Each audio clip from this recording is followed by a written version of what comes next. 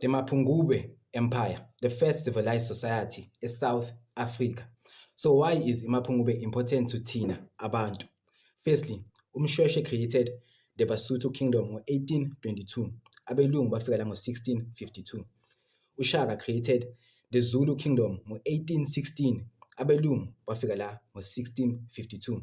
uDimbanyika created the Bavenda Kingdom ngo-1688, abelungu bafika la ngo-1652. So by default abelungu badala kunamaXhosa, badala kunabeSuthu, badala kunabeZulu, badala kunamaVenda, badala kunamaPedi, kunamaTswana. Most of ama-tribes wethu la esiwathandayo waba formed after 1652. So by default abelungu basifikela kuqala vele, if so usebenzisa leyo logic leyo, you understand? So there's this misconception ukuthi the Mapungubwe Empire belongs only to the Bavenda people, yabo? And I think it's a misconception. Firstly, because Mapungubwe Empire existed 900 AD and the Mavenda Kingdom was created in 1688, yabo? So the initial inhabitants of abantu bebahlala eMapungubwe was the Vangoni people, yabo, in which uDimbanyika mega created the Bavenda people, uhlanganisa the Karanga people and the Dzivangona people, understand? Obviously labantu ababizwa ngokuthi it is the Dzivangona people, amanguni, yithi amanguni, you understand? Ukuthi just because for example is Fati and Phansi, yabo, like in day one, just difference in language, yabo, Fati, Phansi, Vangoni, Vangona, Vangoni, Nguni, Ngoni, Nguni, you understand? It's the same thing, just because just ukuthi language yamaVenda is different to Latin siyisebenzisayo, you understand? So the Mapungubwe Empire was founded in 900 AD, you understand, as a trading city, yabo. So wonke lama tribes langakhona manje, like abaSuthu, amaZulu, amaPedi, sonke nje namaVenda, sonke we used to behlangana eMapungubwe and we used to trade laphaya. Like there was a hierarchy. It was the first civilized state, njengoba ngisho. Yaba ne golden age. There was the golden age eMapungubwe. They used to form a diamond, gold, yangizwa. They had ama-golden braids, they had ama-golden necklaces, you understand? There's the most famous golden statue, the most famous golden creation from the Mapungubwe Empire was the golden rhinoceros, you understand? Founded in 900 AD, yangizwa. They also had interviews on the Stone Age, yabo. So before the golden age and the stone age is izindlu zaseMapungubwe different to lezi esihlala kuzo before, yabo, bezenza clay, by clay and mud. zaseMapungubwe was made by stone vele, yabo.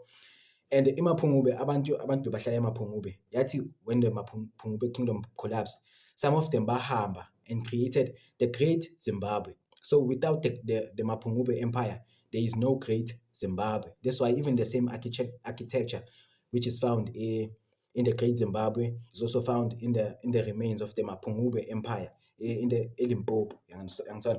So the Mapungubwe Empire was near the Limpopo River. And the Laba was an agricultural society. They mastered the agricultural science, yabo. So Laba were not hunter-gatherers. They mastered agricultural science. They were farmers, labantu. Bebanenkomo, they owned land. Bebanendlela zokutrader.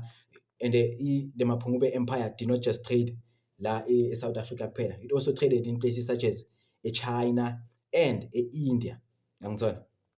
So Mapungubwe was a centralized kingdom society, yabo, meaning like it did not belong to one particular tribe lanka existayo manje.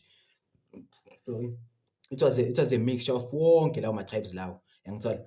And for now, Mapungubwe is the first civilized society in South Africa because we do not have enough knowledge about inzalo yelanga eMpumalanga, yabo.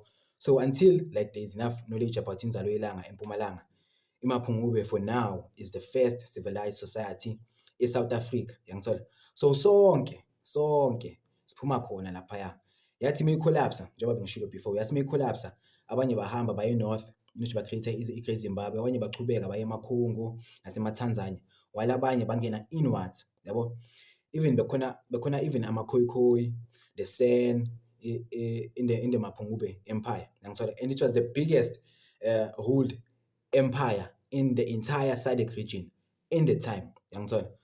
So learning is important ukuthi siyazi history yethu, ukuthi history yethu ayiqali after 1652. History yethu ayiqali mase kufika labantu laba, yabo?